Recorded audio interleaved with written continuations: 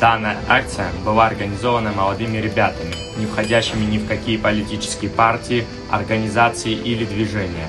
Мы не вся молодежь Абхазии, но мы ее неотъемлемая часть. Всегда стараемся проявлять себя, быть активными и полезными для нашей Родины.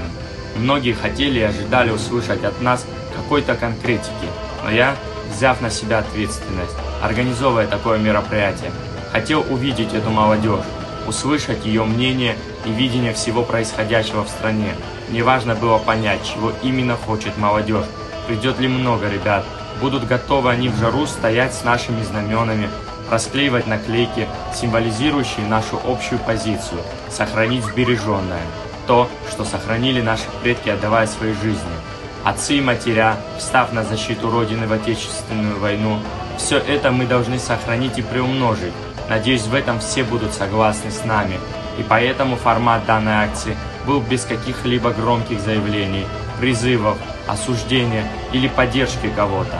Дальше мы будем анализировать происходящее и действовать. Мы внимательно наблюдали, кто и как себя вел, и сделали некоторые выводы. Я благодарен всем тем, кто поддержал нас. Я благодарен всем, кто соглашался наклеить наклейку на машину.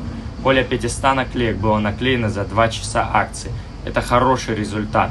Я благодарен всем тем, кто не поддержал нас или был не согласен с нами. Все это большой опыт и путь, на котором мы не остановимся.